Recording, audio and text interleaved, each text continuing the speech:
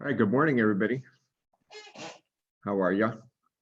Anybody here? I see a few people. Good morning, Anna. Good morning. Anybody else I want to shout out? Hello, hello, hello. Okay.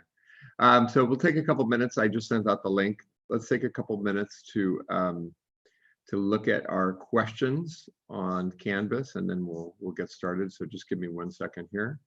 We're going to go ahead and take a look. Good morning, everybody. Let me, anybody, I'll figure this out one of these days. Okay,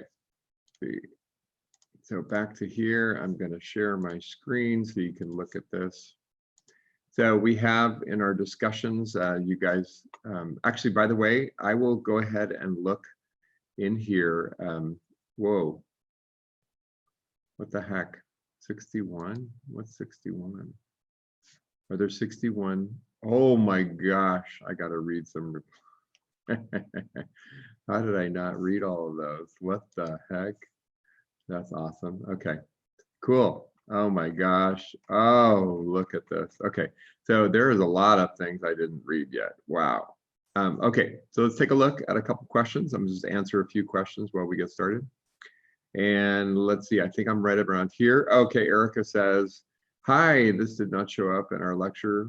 And then M42 looks like an awesomely huge pink heart. Oh, that's sweet. Yes, I think so too. M42, the giant big heart in the sky that loves you. All right, and here was the picture, which was a protoplanetary disk. I think I've shown you it again. Anyways, keep going. Regarding the collapse process, why does cooler gas not need as much mass to collapse as hotter gas does? Well, that's a good question. I don't know that that's true. Why does it need not as much mass? I don't know that that's true, Zoe. I think that, I'm not sure. What? Where'd you get that question? I'm not sure either. I think that the size of the cloud is the size of the cloud. Actually, the amount of the cloud that collapses is probably partly based on the size of the cloud, but a single cloud can actually form several stars, actually thousands of stars, really. And so the collapse is a kind of a local process where a little seed of slightly more dense material has formed. So I don't know that your question, I don't know that that's true. So yeah, I don't think that that's necessarily true. So you can have hot clouds collapse or cool clouds collapse. That is an interesting question, though. Yeah, I don't think that that's true. Okay, so Sasha asks, I'm confused on the collapsing process, also by the fact that hotter stars are red. Well, that's actually backwards. Hotter stars are blue and cooler stars are red. Okay, so make sure you get that. And the reason has to do with what colors are emitted by the star. So really, actually, it has to do with what is called the, actually this is worth doing another time, black body radiation. And let's just take a look at PHET, because I can quickly show you both of the situations, right? And I'm assuming you can't see this right now. So I'm going to go ahead and switch share to this. Oh, wait, maybe you can see it. Can you see it? Oh, good. Okay. So if you make it really hot, super hot, take a look, right? Look at how big the peak is. So much light coming out of that star. Shrink it down to size. Look at where the peak is located. This is the idea, Sasha, right? That the peak of light is not going to be visible, but over here in the invisible range, right? And it's next to violet, so it would be ultraviolet. So hot stars put out ultraviolet light more than anything else.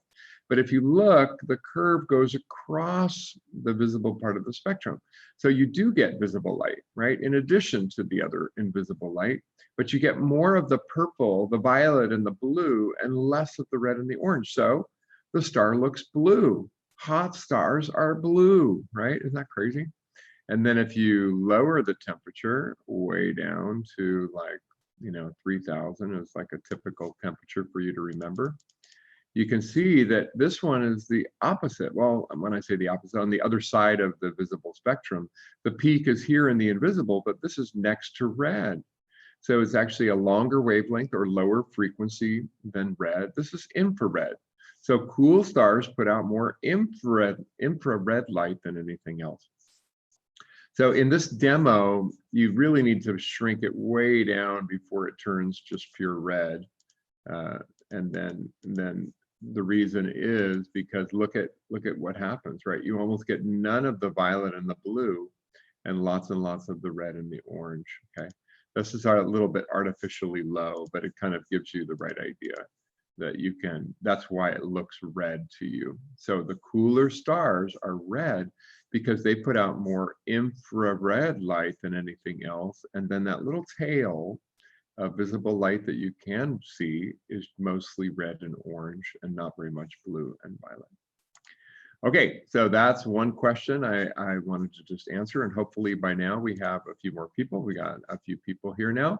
I'm going to go ahead and get started with the lecture. Before I actually start talking about relativity, which is our topic today, we're going to talk about general relativity now, which is amazing and crazy. And really, we'll finally be able to finish our discussion of black holes. We just kind of began. We didn't really talk about black holes. We just mentioned that they form. And they form because the gravitational force is too strong for anything to stop it.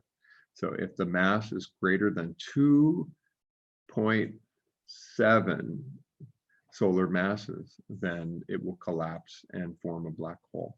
So just for fun, let's take a look at the astronomy picture of the day. Why not? Just you know, roll with me here. And the astronomy picture of the day is showing us a picture of a comet. This is a comet, and it's actually looks kind of interesting because it's kind of stretched out. Well, the reason is that comet is disintegrating. This comet is falling apart. And it's unfortunate because we really were hoping that this would become a really, really bright comet. And now that it's broken apart, the odds are that it's just going to end up, you know, not becoming as bright as it would have otherwise. But it is bright enough to be seen. I believe, I don't know if it's naked eye yet, but it's actually definitely telescope or binoculars. And the name of it is Atlas. Okay, so Atlas C 2019Y4. It has apparently fragmented. This is from a telescopic image from April 12th. So it was discovered, blah, blah, blah. Okay, so held out hope that would become a bright naked eye. They left the D off, okay?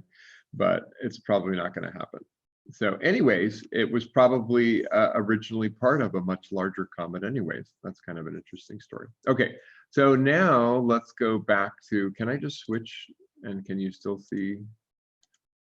I think maybe that's the case. Let me just see if that's the case. Oh, anything I do on Chrome is gonna work. So that's cool. So you guys will just see what I'm looking at. Okay, so let's take a look at the shell here. What's due? What do we have to do, right? So if you haven't submitted your questions for Monday's lecture, you want to make sure you do that. Exam 3 is coming up next Tuesday. Oh, wow. Are you ready? And actually, one of the things that you want to do is make sure that you see the tutors. And the tutors have the 10 questions, advanced questions. And if you get those 10 advanced questions, that's 10 questions that you already know from the exam. So how is the exam going to be given? Wow, that is a really great question. Thank you so much for asking that question, and I need to address that. I have no idea. No, I'm just kidding. I've never done this before, right? This is a brand new thing. I'm kind of excited. I think it's going to be okay. Are you guys okay? Actually, some of you are going to do the best you've ever done. Oh my goodness. Now, technically, it's not supposed to be open notes or anything. I'm going to go ahead and just say, this way you don't have to feel like you're cheating. It's open notes. Go ahead. Why not? Be my guest. Okay. That way you're not cheating. But the problem is you have a limited amount of time. Okay. So if you are not a DSPS student, you have 80 minutes to complete the exam. The exam will open at 12:01 a.m. on Tuesday. That means if you are up after midnight, you could do it. I don't know why you would do it, but you just have to do it any time up until midnight on April 21st. I'm going to give you a full 24 hours, right? So it will open at 12:01 and close at 11. Well, okay, so 11 hours and 59 minutes it'll be available. And if you are a DSPS student, I will give you your additional time that you're entitled to. And if I forget for some reason, just send me an email and I will fix that. I will be watching for your input. Okay. So the cool thing about this is, yeah, the cool thing is it grades it immediately, right? Do you get your score though? I don't think I'm going to allow you to see the right answers on the exam the day of, because I want to encourage, well, anyways, I was trying to make it fair. But the next day you'll be able to see all of the correct answers. Okay. So you will be able to get your score though. You'll get your score immediately and you'll know how well you did. That's kind of cool. The next thing is, actually, I do want to, did I answer your question? Okay. So you will be, you'll have a limited amount of time. Okay. 80 minutes. And, which is a standard time, and it should be plenty of time. It's the same length as it usually is. Okay. So, yeah. All right. So any questions about that? Are you guys okay with that? All right. I do, let's see, something else to think about. Something weird here. I don't know why that didn't do that. Okay. Oh, that's why, because I'm on the share. That's why. Okay. Oh, I do want to go back to that. I'm sorry. I'm confused by what's going on. That's why. I was looking at the window with questions and then got confused. Okay, so let's go back here. Sorry about that. It's confusing. This is all so confusing. Okay, I do want to show you something. Jared Goldberg is going to give us a talk. It's worth 5 extra credit points. It will be a participation grade. So if you click on this, you can get the information. Look at this cool picture of him, by the way. Okay. Anyways, Jared Goldberg is a really great guy. I am super happy to have Jared as one of our instructors. He's teaching a lab. Some of you might have him as your teacher. And he's going to talk about his research. He says, what kinds of stars explode and how do they explode? We've been learning about this, right? This is kind of relevant. But also, he wants to tell you a little bit about what's going on with Betelgeuse. And Betelgeuse was for a little while dimming, and now it's going back up again. It will eventually explode, right? It's actually in the last stage of its life, but he will tell us how it will really explode. That's kind of cool. There's a little bit about Jared. He's a funny guy. He's a really neat, friendly guy. So if you watch the lecture, you'll then take the quiz, and the quiz is just these 4 questions right here. Give a summary. Okay, so take some notes when you're watching. What was something you learned in the talk? What was one thing you learned in the talk? What is a question you had after watching the talk, right? So please ask a question. By the way, as a little bonus, if you ask a question during the talk, we will try our best to get to all of them, but I will give you an extra little, maybe a whole point. I don't know, we'll see. But anyways, if you ask the question during the talk in the YouTube stream, then you do get an extra point. That's an incentive for you to come and please watch the live stream. I'm actually hoping that we can get hundreds of people. That would be so fun. And also just make him feel good that, you know, that what he's doing is interesting and relevant to you. Okay. And then give it a grade. And I think that you're going to enjoy it. He's a funny guy and he's very knowledgeable. And I think you'll learn something and be entertained, and you know, you get extra credit. Wow, this is great.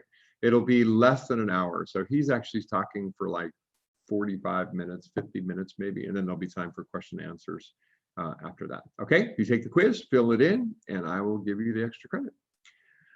All right, any other questions? Okay, now I can't see you guys, so hold on, I gotta get to, okay. So I will go and check my questions. If you have any questions, go ahead and ask them right now so that I can see them. And then otherwise, I'm ready to start talking about chapter 14.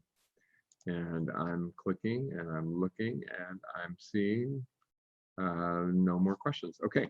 Will I do an exam review? I actually, that's a great question. I'm not sure that that's going to be any better than my past ones. So I think what I'll do is I will post a link to a past one, or if you haven't seen it already, there are actually reviews already on the material. The other cool thing about having all the lectures recorded is you can go back to material that is in a different chapter and you can just watch it again during the lecture. And I think that's probably a better way if you're really confused to try to understand the topic. So I do have past recorded reviews, but yeah, I'm thinking about not to, I don't know. Should I do a review? Seems like a little bit redundant. You see, I'm kind of leaning. I'm leaning against it, but if somebody was like, yeah, it's the best thing ever. But I just feel like you guys can probably get it from the other thing. Well, we'll see. If somebody convinces me to do it, I will. But otherwise, I'm planning on just giving you guys the link. Okay. All right. So let's go ahead and get started then with our lecture. And I will start up our PowerPoint here. So when we finished off last time, oh, I know what I forgot. I forgot to do something with you guys. There's actually, I put the link in there for you, but let's watch a quick little experiment that was performed to prove that special relativity is real.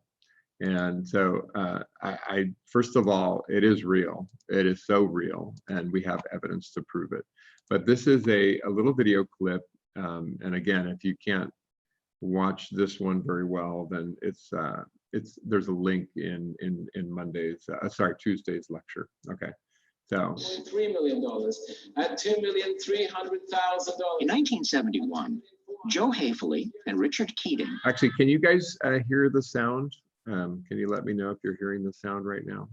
Are you able to hear the sound? Before I go on, can you hear the sound? Oh, Anna.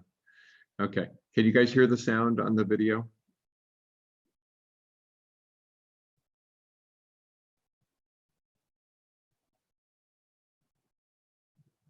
Anybody? Hello?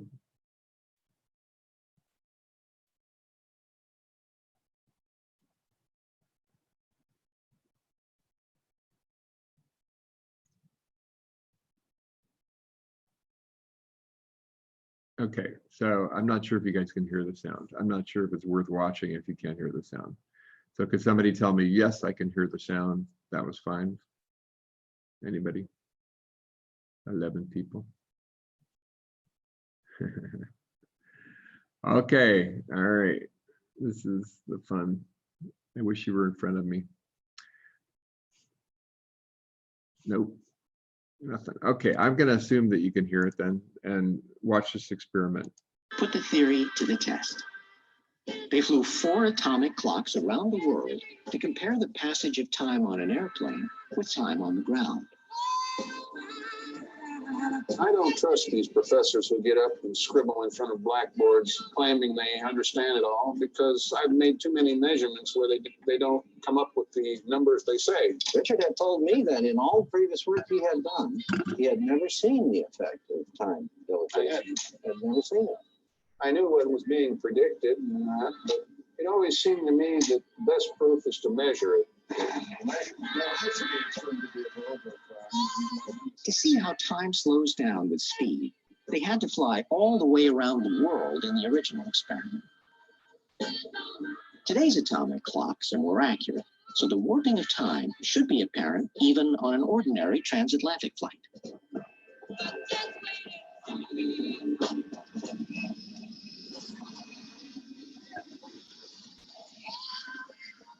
Champagne for you, sir.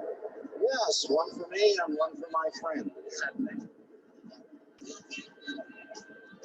About 5 minutes past 4 local time, which is 5 minutes past 9 English time.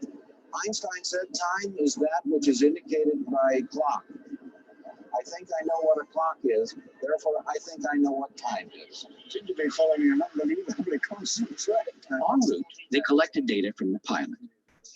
Then put it into Einstein's equations to predict the time change. We have accumulated so far a change of 34 nanoseconds. Broadly speaking, it seems to confirm the original predictions. The clock will have gained somewhere between 37 and 40 nanoseconds from we landed in about half an hour's time. Suppose you would live for 100 years and you would spend your entire life on one of these aircraft flying around the world. You could expect to be younger than people who did not do that by about 1/10,000th of a second.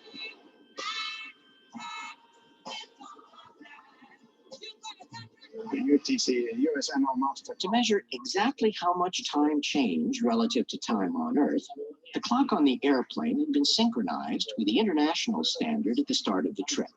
Then it was compared to the same standard when it landed in the United States. If we put other cables in here, that changes by The clock on the plane disagreed with the ones on the ground by 40 billionths of a second, just as Einstein predicted.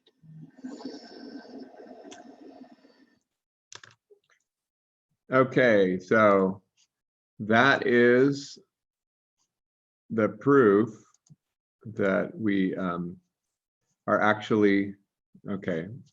So did you guys watch the video? Yes, you could hear the, oh, you heard the sound. Not the video, but your voice. We aren't seeing the video. Oh, dang it. Oh, well. I forgot to share it again. Okay, all right. So, okay, you guys should go watch that video. Okay, so you heard the sound, and the idea is that it's real. Okay, so actually, what is the relevant idea? That it's not a lot of time that we're talking about, right? So if you spent your entire life flying, you would be 1/10,000th of a second younger than a person who stayed on the ground, right? That's 0.0001 seconds, right? Younger. It's not very big, but the reason why is because planes don't fly very fast. If you were to fly very fast, then this effect could be very, very large, right? So the faster your speed, the larger the effect will be. And so I just want to make sure you guys understand that this is a real effect. There's actually another really neat way that we see this, and you're supposed to know about it. So I'm going to go ahead and show you. And that is in the formation of cosmic rays. I'm sorry, formation of muons in the upper atmosphere.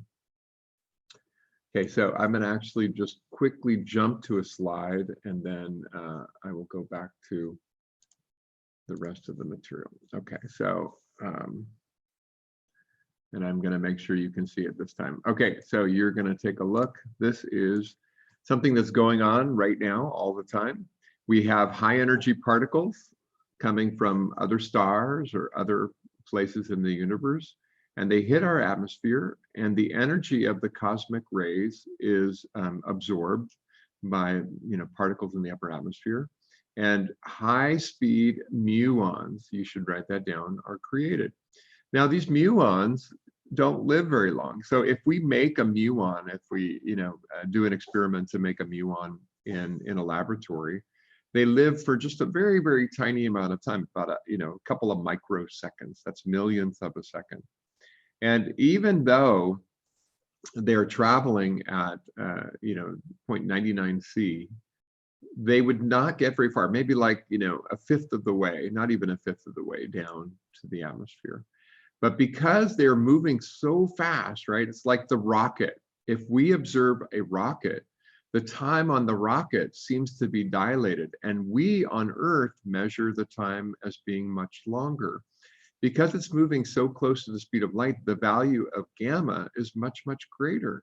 And so the muons make it all the way down to the ground. So without special relativity, we would say we'd get almost none, right? It would be almost none. But with special relativity, it's fine. And we see the right number of muons make it to the ground.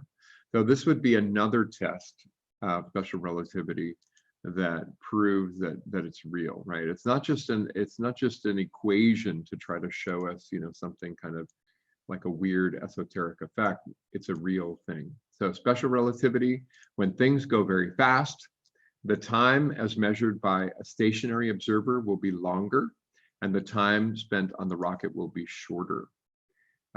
Yeah, the link to the video is in Tuesday's,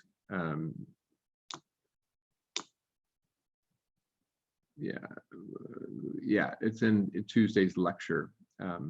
And I will post the link again, I guess, when I put the lecture up, the lecture questions up in a few minutes, after the lecture. Okay.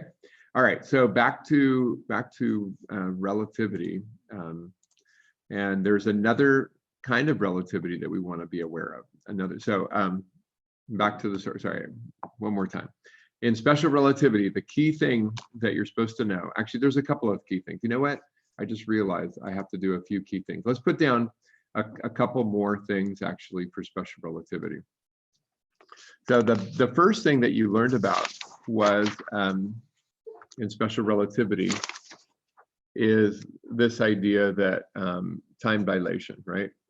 So these are the key results, the key results of special relativity. Okay, time dilation is number one. So if you have a rocket, that's a funky rocket. Okay, well. Right, there's a rocket. And it's moving really fast, right? And we usually say some fraction of the speed of light. But so let's say, 0.7 c or something like that, okay? Relative to the Earth, right? The Earth is going to be the stationary frame of reference. Then the time on the rocket is called t0, the proper time. And the time on Earth is t. And what we found out is that the time on Earth is longer and multiplied by this special factor called gamma times t0, right? So gamma is an equation, but you don't have to know anything about that. All you need to know is that the larger your speed, the larger gamma becomes. It is a formula if you want to play around with it, but we showed you what you need to know in the last lecture, which is the faster you go, the larger this number becomes. And it multiplies the time. If the speed was 0, then gamma becomes 1, right? Okay. Okay, so the gamma becomes 1. All right, so if you go back to where the rocket is not moving, then they agree. It's just when the rocket is moving, they will not agree. Okay, so now let's talk about another effect. Okay, so if the star, I think I mentioned this last time, if I talk about the rocket, just a slightly different picture. If I talk about the rocket traveling to a distant star, I don't know why I'm drawing a new picture, but because, I don't know, I messed up. The star is over here and the Earth is here. Same picture as before, but actually when we talk about what's the distance to the star, we are actually going to measure the distance from the Earth point of view, right? From here to the Earth, from the Earth to the star. And so this distance is called the proper length. And that's the distance measured in the frame of reference where the star is located, which is where the Earth is located. So we give it a length L0, like this, proper length. That little 0 is the proper, okay? Now, if I ask the question, what do the people on the rocket see? They see the distance as L. It's not the same. So if you remember, the time it takes the rocket to get to the star, as measured by the Earth, is longer than the time for the star to get to the rocket as measured by the people on the rocket. Remember that? That's a change in perspective. And because of that, even though the star, from the rocket's point of view, the star is approaching with this same speed, if it takes less time, then what it means is the star was closer than you thought. So from the frame of reference of the rocket, the distance to the star appears to shrink, and let's call it L. And so the second effect is called length contraction.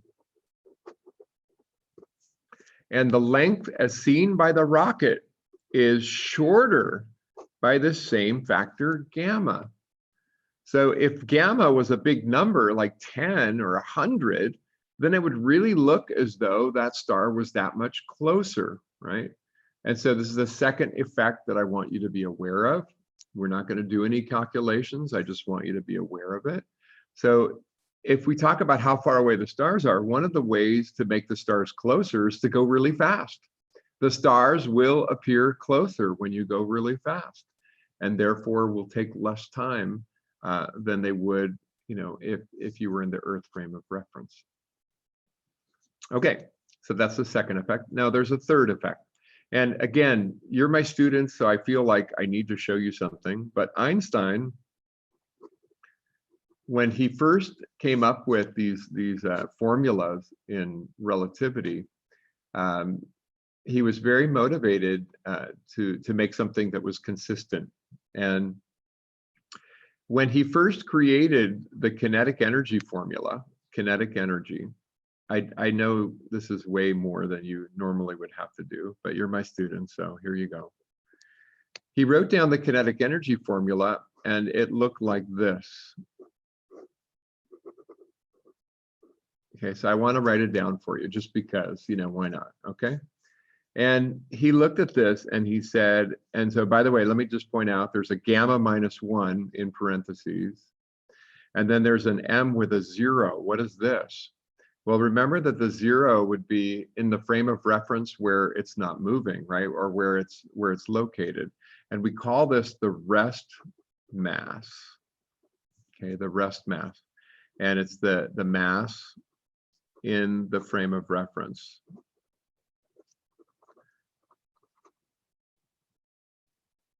Of the object. Okay, so it's at rest. And he looked at this equation and he said, ugly. I'm not kidding. He just said, ugly. This gamma -1 thing is ugly. And for no other apparent reason, he decided to change it. And he talks about the total energy. And he just arbitrarily wrote down that the total energy is the kinetic energy plus this extra factor for no other reason. He just said, why? Well, because if you put these things together, gamma -1 mc² plus mc², what happens? You get this beautiful equation. This is beautiful. Okay, beautiful. But he added this extra term. What does it mean? So an object at rest still has energy. What the heck? This is a new idea, but in fact, this is where you think the equation comes from. He called it, let me write down the word, rest energy. And we call it E0, let's say. And because there's no kinetic energy, you're at rest. It's just this piece here, mc². And you're like, oh, that's E equals mc², but it's not. It's not. That's not E equals mc². I know it looks like it, but this is the actual equation, E equals mc². This is the equation that he wrote down. And this equation is the same thing as this equation. But you're like, wait, they're not the same. They're different, right? And it's important that you understand they are the same if the mass, which is what is observed by the mass observed, let me write that down. The mass observed by the stationary observer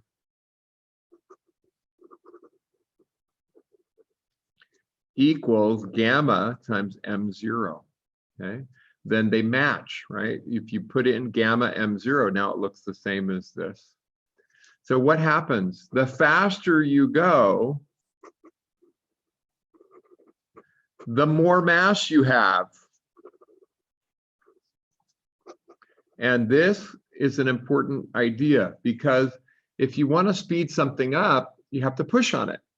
The more mass it has, the harder it is to push on it. So what happens as you go faster, your mass increases, it gets harder to speed you up. And as a result, you can never reach the speed of light, right? Because if you did, by the way, something would happen, right? C, you could never get to C. Why? Because if you did, gamma would be infinite, which would mean your mass is infinite. And if you have infinite mass, you can't move it. So there is a limit. You cannot go, if you have mass, you cannot go the speed of light. It's not possible. You can go very, very close to the speed of light, but not the speed of light. So this is called, actually, what's the word here, right here? This is what this expression that I wrote down is called the relativistic mass. And this is a crazy thing, but you remember E equals mc squared. Matter is a form of energy. And therefore, if you have more energy, you have more mass, right? It's kind of like, it should make sense to us, even though it's a weird idea. But a particle that is accelerated to really high velocities has more mass than a particle sitting still, okay? So actually, when you were running, you gain weight. Just kidding. Okay, it's very imperceptible. It's not even part of it. Okay.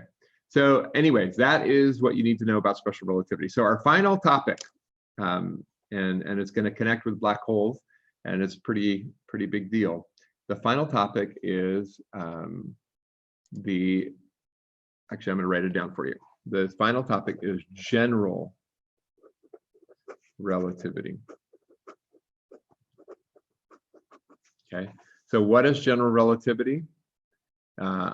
It is, I will tell you in just a second. Okay, what is it? Okay, so this is actually the point. What is it? So what is general relativity? So we're going to look at a slide and understand, actually, I should write down just one thing now. Let me write down one more thing.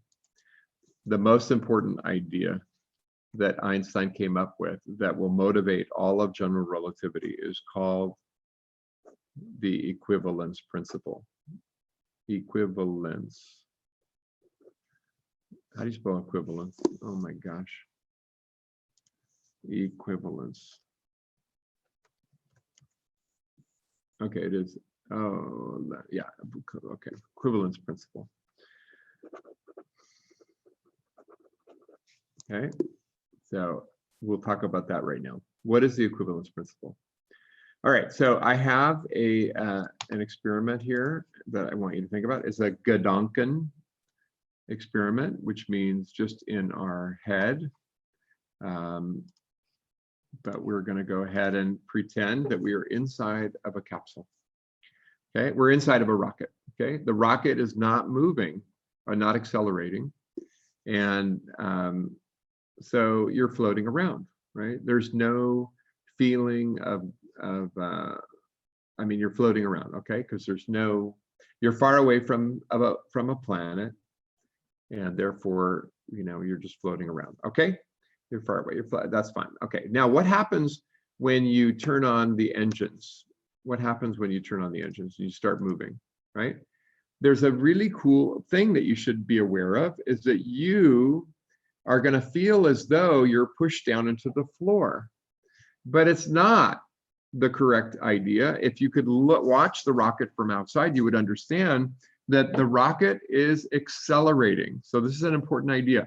The rocket is accelerating, and as it accelerates, it's taking you with it. Well, how does it do that? The floor pushes up on you.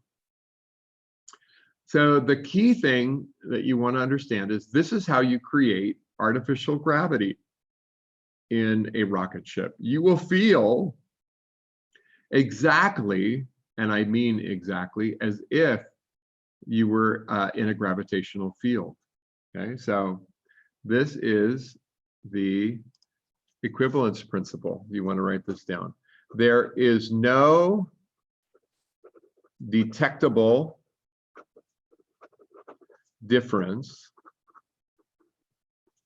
between an accelerating reference frame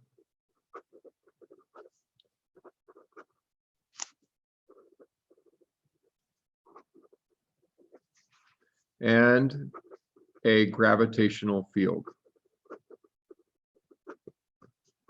So if I put this rocket on Earth and I said, oh, how do you feel? And you're like, well, I feel like I'm on Earth. And then I took that rocket and put it in space and accelerated at exactly the same acceleration as the gravitational acceleration, you would not know that we had left the Earth behind. You would feel as though you were in a gravitational field. So an accelerating rocket, if you want to write this down, feels an artificial gravity, right? It feels just like a gravitational field. So Einstein's general relativity is all about that. It's about accelerating reference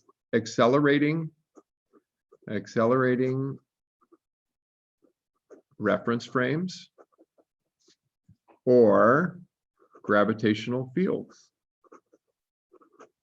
That's what it's all about. So general relativity is Einstein's ideas on how space and time lead you to an understanding of gravity and accelerating gravitational fields. Okay, so the goal is, well, how did Einstein explain this? He said, we feel a force of gravity because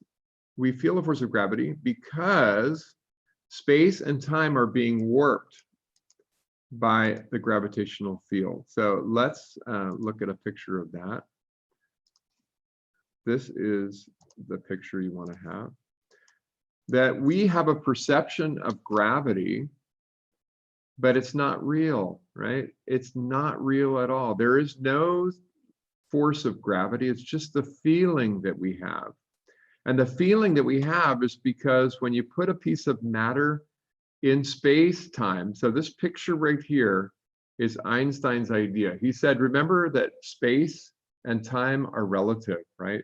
Time is not absolute, space is not absolute. There's no place you can stand and say, this is the center of the universe. And there's also no clock that you can say, this is the clock for the universe, because every clock runs differently depending on how it's moving. So this together is what he called space-time, right? So we sometimes talk about the fabric of space-time, and you could imagine this is like a sheet with a bowling ball on it, or a bed with a bowling ball, and it kind of gets pushed down wherever the bowling ball is located. And if you put something near that depression, of course it's going to roll in, right? And you're going to say, oh, that's gravity, but it's not gravity. So Einstein says if you could step back and see, you would understand that the perception of gravity is just from the warping of space-time. Space-time being warped by matter is giving us the feeling of gravity.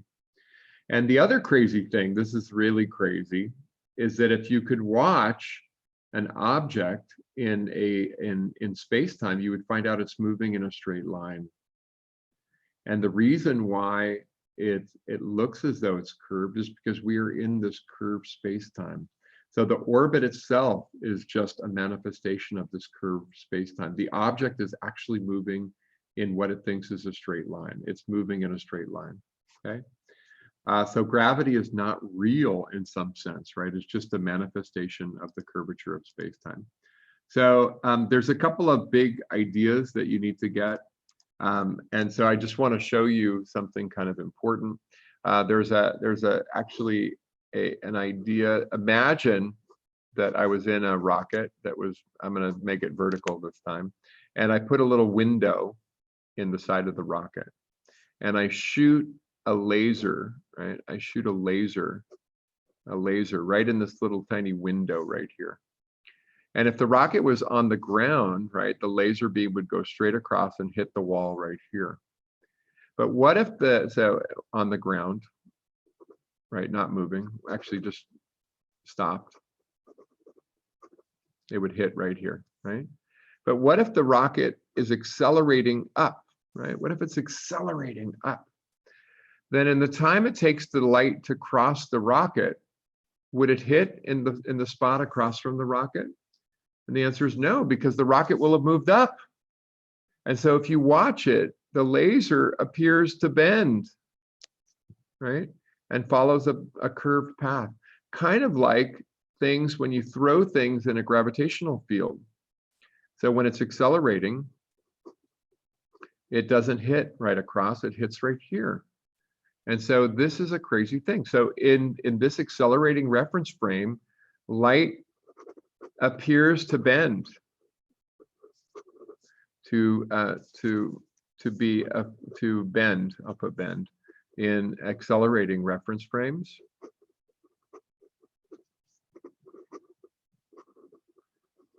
So Einstein said it must bend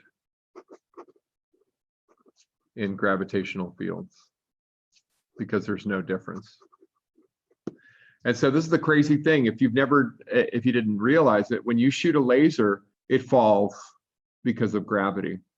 But the reason we can't tell is it falls so little in the distances that we're watching that we can't see it. It's just too small. But if you had a precise enough measurement, you would be able to see that gravity affects light. Light is affected by gravity. Light is bent by gravitational field, right? What we perceive as gravitational field.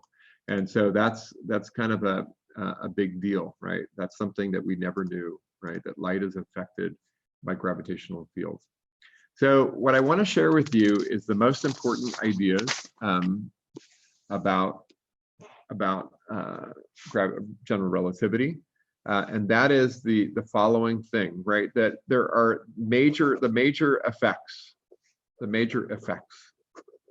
of general relativity, major consequences of general, and there's no equations that we're going to write down. We're just going to write down two key ideas. So one of the ideas is, again, it's called, let's call it gravitational time dilation. But really, it could be acceleration time dilation anyways. What's the idea? The greater the gravitational field, the slower the clock will tick, right? Will advance, right? Will advance. And so actually the same thing is true for acceleration. The greater the acceleration, the slower the clock will tick. And then the second idea that we'll talk about is called the gravitational redshift. Okay. And if you think about redshift, remember where the redshift came in? That was the Doppler effect. But and this is a different one. This is not the Doppler effect. This is a gravitational, it's a general relativistic effect. So in fact, I'm not going to talk about black holes quite yet. That's what I'm trying to lead to. But before I do, let's just talk about the Earth, right? Because when you take your exam, you're going to have to answer a question like this. If I am on the Earth, right? I'm on the Earth, and I have a clock on the Earth, right? And then, let's say I go to the top of a mountain, very tall mountain, and I'm going to hang on the side here. I don't know how I'm hanging on, but I'm holding on for my life. My hair is going crazy. No, anyways, okay, there's a clock here. And then let's put, an orbiting space station up here, right? The ISS.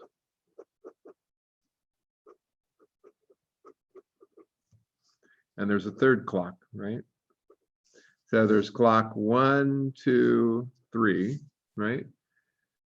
What will happen if we measure the passage of time, right? So which clock is going to run the slowest? So that's my question. Which clock is the slowest? Okay, can anybody answer that question? Which clock is the slowest? And the answer is, well, the greater the gravitational field. Well, what happens to gravity when you are on the Earth at the top of the mountain in space, right? Well, remember that gravity is based on how far away you are from the Earth. And this is where the Earth is located, right? At the center of the Earth. So the question is just how far away are you, right? So the further away you get, what happens? The weaker gravity becomes. So which clock is slowest? The answer is the clock that is experiencing the greatest gravitational field. So clock number 2, yes, the ground. That's right. Good, good, good. Thank you. The ground is the slowest, right? So the slowest means the least amount of time, right? Slowest, the least amount of time is passing, right? Passes. And which clock is the fastest? And the answer is the one with the least amount of gravity, which is clock number 3. And then in the middle, right, the medium amount of time. And then the most amount of time, right? So if you measure time passing, or if the people on the space station look down, they see the clocks ticking slower here, right? If I were to do an experiment, right, we already talked about the effect of speed, but now we're talking about the effect of gravity. It's a different effect. What happens to a clock on the ground compared to a clock in space? Which one is going to run faster? Well, clearly the one in space. If we compare our clocks, we're going to find out that if I look up, I'm going to see this clock ticking faster. And if I look down, I'm going to see this clock ticking slower. Wow. Okay. So is this something that is measurable? Is this something that we need to worry about? And the answer is, well, do you like GPS? Right? And the answer is, do you like GPS? I love it. Oh my gosh, it is so awesome. If you travel and try to drive a car in another country, it's so awesome. I definitely like it. Okay. And it turns out that GPS would not function without relativity. And actually, which version of relativity? Let's talk about that. So which version of relativity is needed to have a GPS system? So which version of relativity is this going to be important for? Well, number one, the GPS satellites, which are up here in space, are experiencing a different gravitational field than those of us on Earth. So as a result of the general relativity effect, what should happen to the clocks in space? They should tick slower than the clock on the ground, right? Just from general relativity. But also, the satellites are orbiting at a great speed. And so there's an additional effect, a second effect from the speed, and that is from special relativity. So there's actually 2 different effects that we need to contend with. Now, just a quick little story, because I think it's a funny story. And actually, if you go look up, you could fact check me and go look it up. But when they first created the GPS system, not everybody was convinced that relativity would be needed. And so what they did is they launched the satellites, and they had no relativistic effects included in the initial satellites. And what they found is it didn't work for even a half an hour. Okay, the GPS system was already wrong after only half an hour. But the engineers were not dumb. They actually knew that it was a possibility and had the ability to remotely switch on the effects for the calculations to be able to do the relativistic effects. And so they turned those on remotely, and instantly the system worked, and works very well.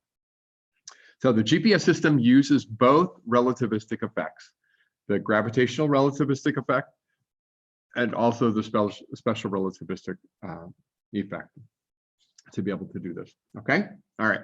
So back to the story. Okay, so we need to talk about black holes now, right? Black holes. What do you need to know? These are really incredibly concentrated things, right?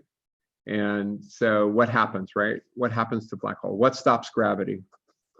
And you say, what stops gravity? And anybody, what stops gravity? Nothing, right? There's nothing to stop gravity, nothing.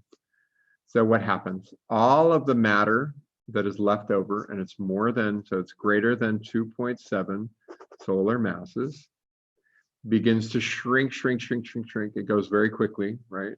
And it goes to this point that we call, oh God, I don't like talking about this. I need to tell you today that this actually makes me physically ill. I'm physically ill right now, physically ill. Singularity, it's a mathematical point,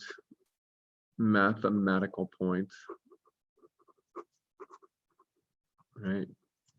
Which means it has infinite density, puke. All right, density. Zero volume, puke. It must be wrong. Okay, so actually, before I go any further, I can tell you right now that the reason why we think this is because we have not included the effects of quantum mechanics. And when we finally do, we're going to discover that this is wrong. It's not correct, okay? And what's going to happen is it doesn't matter how small you shrink, there is going to be an ultimate distance that you cannot get smaller than. And we call this, you don't have to know this, but I want to tell you anyways. It's called the Planck length. I think that this is going to be the answer. And so it will never get to zero. This is going to be the smallest that it gets. And it's not zero. It's like 10 to the minus 35th meters or something like that, 34, 35th, something like that. And it doesn't matter if it's, as long as it's not zero, then you don't get infinity and you don't get zero for here. And then I'm not sick anymore. This is okay. But anyways, it's very, very tiny no matter what. And so the gravitational field is incredibly strong, right? So you want to understand that what I'm about to tell you is not, there's no real place there. It's not like a surface or anything, but we do talk about the boundary of a black hole. And it's not a physical boundary, it's a mathematical boundary, right? And you want to know, what the heck is that, right? Where did it come from? What is it? Boundary. And we have a name for it, right? It's called the event horizon. Well, what is it? What's going on here? What is this place and where is it and how do you figure it out? And the answer is actually pretty simple. It has to do with getting away, right? Getting away from something, right? So if I'm very far away from the black hole, if I'm very far away, in fact, I can't even tell that it's a black hole if I'm very far away, right? It's just this mass that's way over here. And if I want to get away, it's not very difficult, but there is a necessary speed, right? And that speed needed to get away is called the escape velocity. Right? The speed needed to escape. Okay, so we'll call it VESC, escape. And if you're far away from the black hole, you actually, you know, won't need to go very fast. Okay, actually, you know what? I just realized I want to tell you a little story. Do you guys know the story about the sun? This is kind of a cool idea. So here's our sun, right? And what I want to do is I want to imagine we are orbiting the sun, right? Minding our own business. How far away from the sun are we? We're 1 AU. Okay. And how long does light take to get from the sun to the earth? It takes 8.2 light minutes. Okay, so what does it mean? It takes light from the sun 8.2 minutes to get to us. Okay, so here's a funny little scenario that I want to share with you. It's what if aliens, because it's not going to happen otherwise, play a practical joke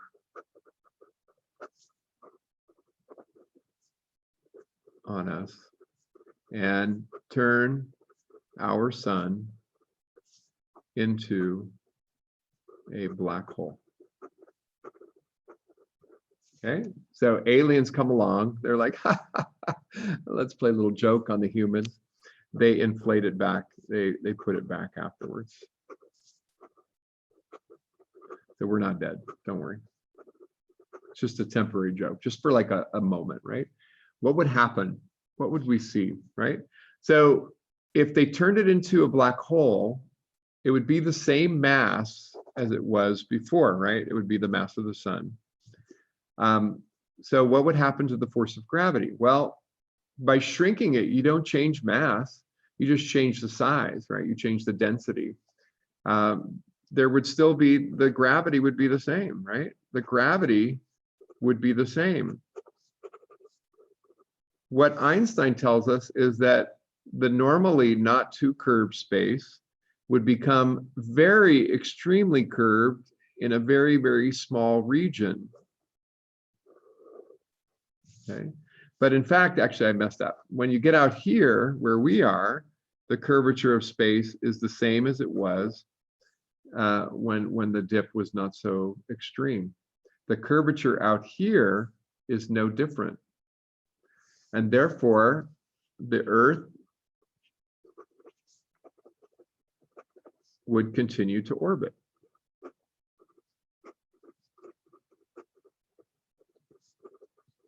But it would get really cold, right? But the light would disappear. Not right away though, right? How long would it take us before the light would disappear? And the answer is, we would find out 8 minutes after they did it, right? 8.2 minutes later. Okay, so that's kind of a funny little idea. So the gravitational field is going to be the same where we live, right? But near the singularity, or near this point that's almost a singularity, is where you're going to have extreme force of gravity. Okay, so that's kind of the key thing. All right, now back to our black hole again, right? So we've got this black hole. This is called the event horizon, right? But what is it? What is the event horizon? So the idea is that if you are far from the black hole, the escape velocity is not that bad. It's easy to get away. The black hole, let's put a black hole, mass of the black hole right here. This event horizon is a boundary, but it's a mathematical boundary. As you get closer to the black hole, it gets harder and harder and harder to escape, right? So as you get closer, let's make a little note, as you get closer, and the gravitational field increases,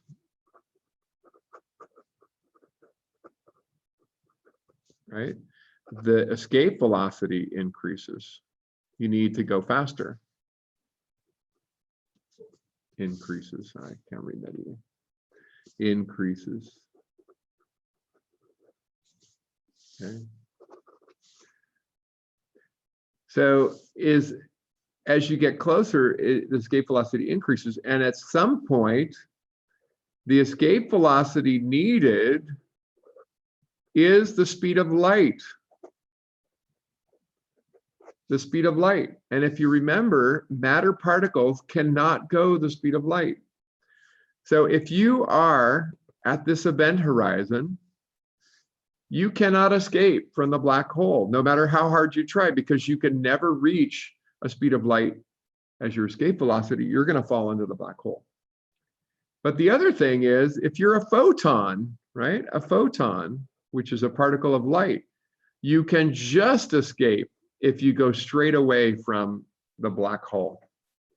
And then if you are closer than that, you cannot, you get sucked into the black hole. Remember, photons are affected by the gravitational field of a black hole. So this distance is called the Schwarzschild radius. Schwarzschild radius. And it is at that radius, the escape velocity is the speed of light. It's the event horizon. There's another name, event horizon. You cannot escape from the black hole at that point. So black holes, if you try to remove light, you can't get light out of this distance from the black hole. It's not a real boundary, not a physical boundary, just a mathematical boundary. So that's kind of an important idea. Okay, so that's true. All right. So that's the meaning of the event horizon. All right.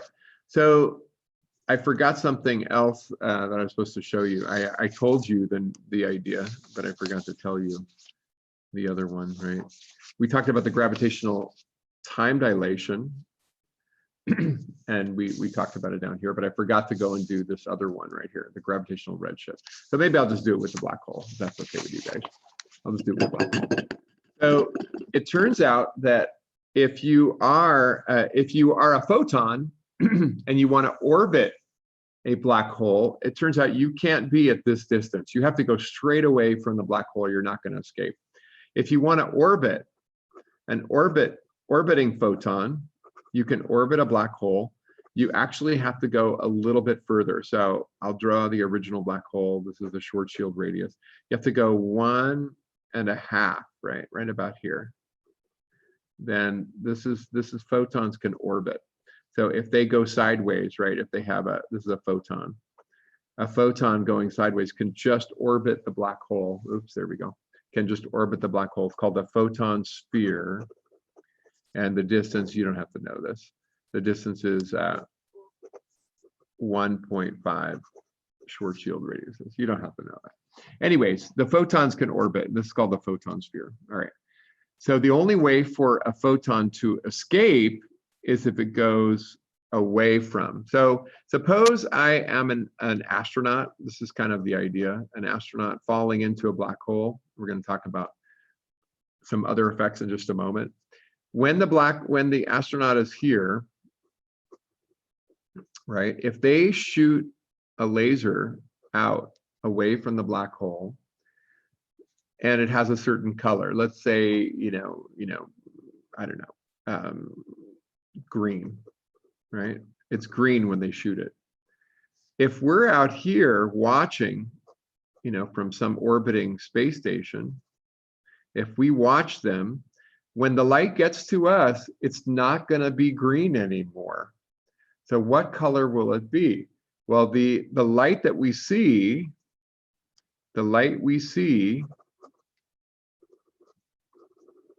is red shifted. So what does red shifted mean? Shifted to a lower frequency. So depending on how close they are to the black hole, the shift is greater the closer they get to the black hole, right? The closer they get to the event horizon. So the further they fall in, the greater the shift will be. So at first we won't see very much, right? The green will become, a yellow, right?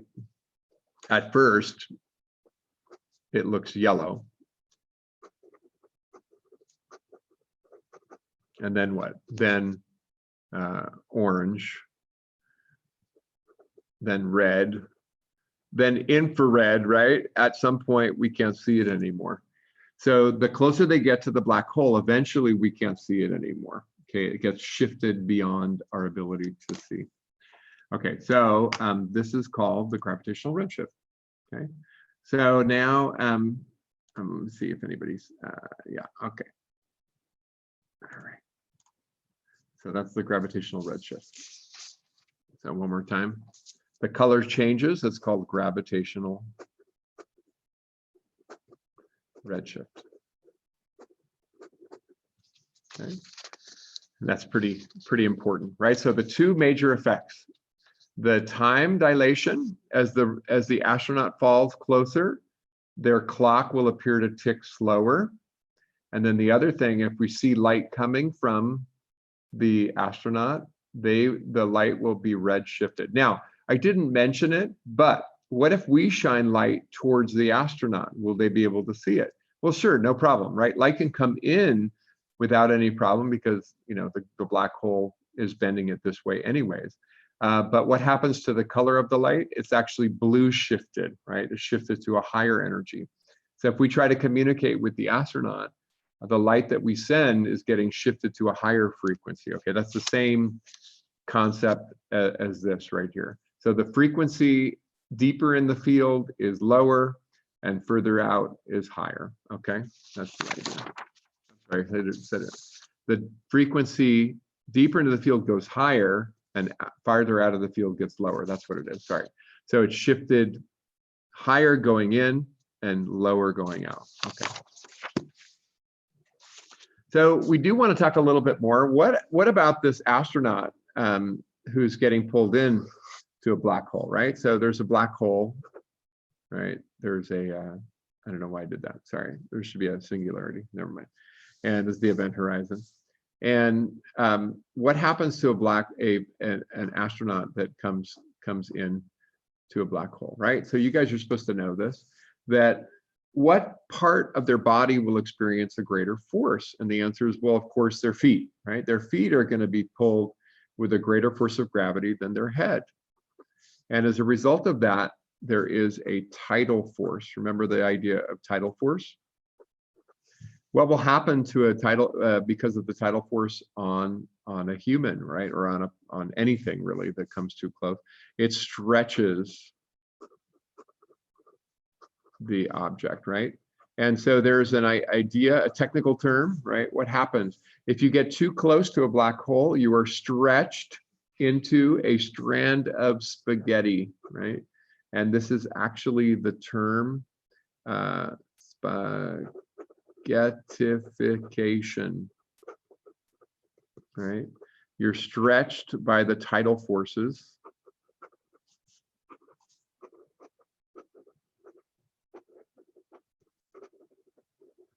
into a strand of spaghetti.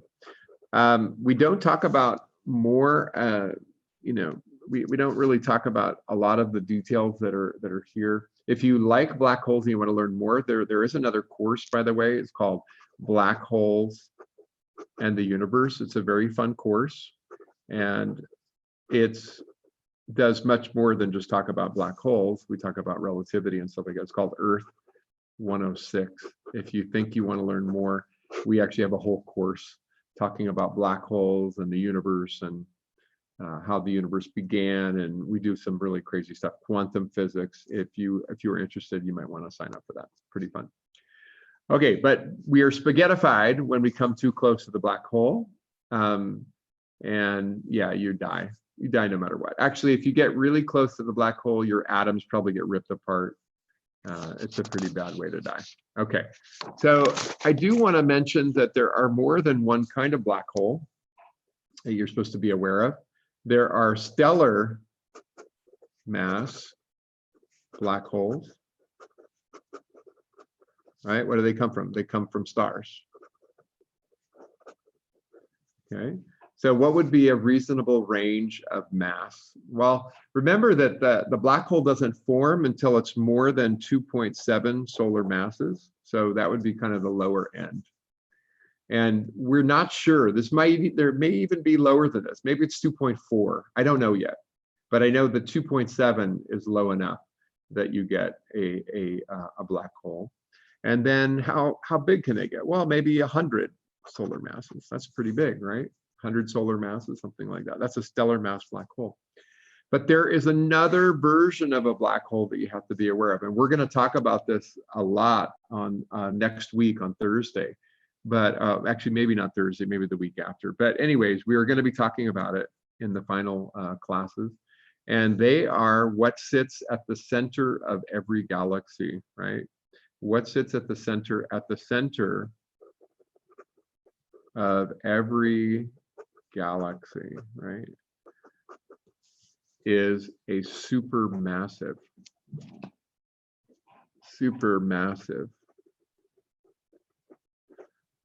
black hole. And actually, you write down supermassive black hole, right? Actually, maybe supermassive, SMBH, now that I think about it. Supermassive black hole, right? What are we talking about? These things are millions, 10 to the 6th, and maybe to hundreds of billions, 10 to the 11th. Hundreds of billions of solar masses. Okay, they're enormous, right? They're millions to hundreds of billions of solar masses. And the one at the center of the Milky Way, you should know the name of. We're going to have to learn this in the next, for the next exam. We have the Milky Way's black hole is called Sagittarius A star. Sagittarius A star. And it's about 4 million solar masses, right? 4 million times the mass of our sun. So these things are huge, and actually we're not exactly sure how you make them, right? I mean, it may be just as simple as take a whole bunch of these and put them together. That may be the answer, but we don't know for certain. And why? Well, we'll get back to this later. But the question is, why is there one at the center of every galaxy? And yeah, that's a question that you need to be able to at least think about, right? Okay, so we don't know the answer though. Okay, a couple more things. Let's see. Okay, so let me just bring up the slides so we can have a, maybe a couple of pictures, and then ask you a couple of questions. There's a couple more ideas, just a couple more. Okay, so can you see a black hole, right? So the idea is if you warp space-time extremely, then you get this thing called a black hole. Now, I told you already, right, that the Earth would keep orbiting if you turned the sun into a black hole. It would just change the curvature in the middle, not out further away. Blah, blah, blah, blah, blah, blah, blah, blah, blah, blah, blah, blah, blah, blah. We did the Schwarzschild radius. Okay, we did that. All right. Okay. This is a formula. You don't need to use it. Okay. So I'm going to skip all this. Oh, this is kind of funny. Cosmologist Stephen Hawking proposed that singularities cannot be seen, which means there are no naked singularities. You can't see them, right? They're always protected by this event horizon, so they can never be seen. Okay, so we'll get back to that. Okay, so blah blah blah blah blah. Okay, so black holes distort space-time, and actually this is kind of what you would see. I just realized that I need to tell you something really, really important. This is really, really important. Can you see a black hole, right? Can you see a black hole? And a black hole. And the answer is no, you cannot, right? Because any light that tries to escape from a black hole gets pulled back into it, right? It can't actually escape. But you can see matter falling in to a black hole, because it doesn't fall in right all at once. You get, I'm going to do like this black hole thing, and then I'm going to show you like almost like Saturn's rings. I want you to imagine this ring of matter, and it's falling in, but it doesn't fall straight in. It tries to orbit for a while, and then it spirals in and eventually, goes into the black hole. And this area where matter is being eaten, right? Matter will eventually fall in, has a name, and it's called the accretion disk. Okay, so the accretion disk is shining with light, and because it's outside of the event horizon, we can see it. So we see the accretion disk. And it wasn't until the 1960s that we first discovered this. And the first black hole to be discovered is called Cygnus X1. And Cygnus X1, you see the X right here, it's an X-ray source. Okay, so what does that mean? Why is it an X-ray source? Well, I'm glad you asked. The reason is the accretion disk is so hot, it emits X-rays.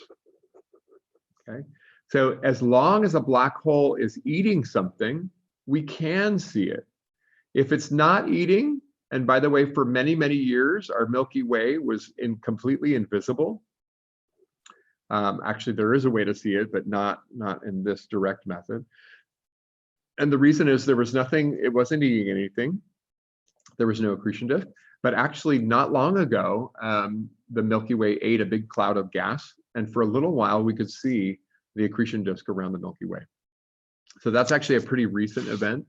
There is another method for seeing them, and we'll talk about that a little bit later. I just want to show you a final little idea. It turns out that something really amazing happens when you look at big black holes, especially. We can see the light of a star being bent around the black hole, but actually even more than that. It turns out, so black holes don't hide anything. Something that's behind a black hole will actually cause the light to bend around it, and we can see it. In fact, can even magnify it, which is really crazy. And so when we look at the light, it looks as though it's coming from this direction, and it looks as though it's coming from this direction. So in fact, Einstein was the first person to say that this was a possibility. He said that something that's behind a black hole will actually appear on both sides of the black hole. And it turns out this is called gravitational lensing. You should write that down, gravitational lensing, okay?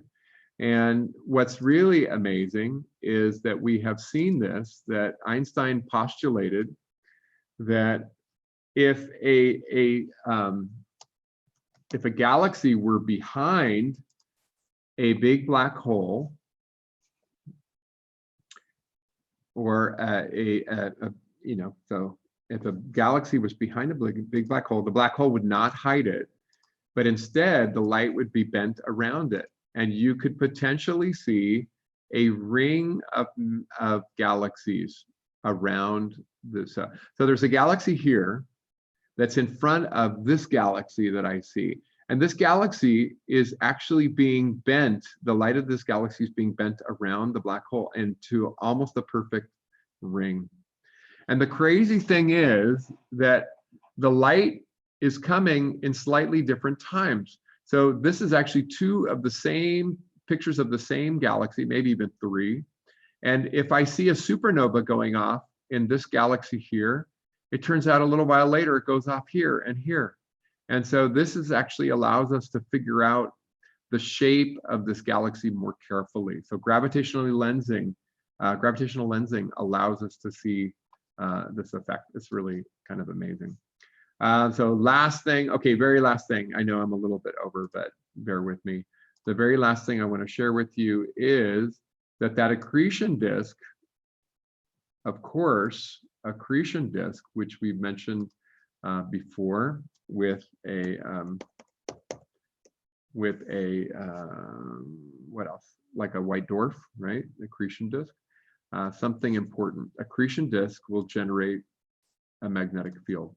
Okay, so the last thing I want to share with you is that the accretion disk, the material falling in, will get really hot and actually will generate a magnetic field. And as a result of that, we will see jets of material coming out of the top and the bottom. So these jets of material are exactly coming from the magnetic field. And so we will be talking more about that as we progress through the course.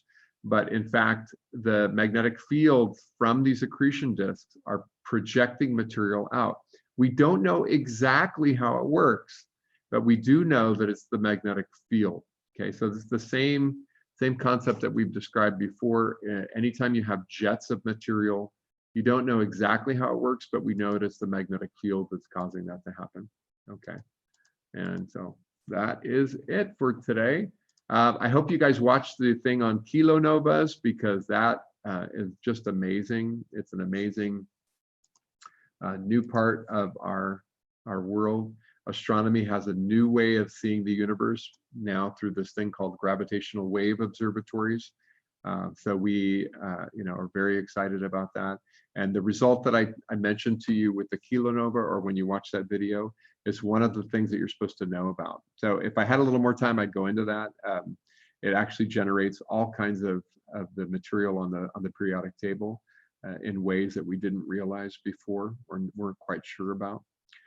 So that is it. So good luck. And remember, you do have questions from the tutors. Make sure you go talk to the tutors, and I will post a link to the review. I know I've had some requests. I will think about it, and I actually will possibly do a review for you as well on Sunday.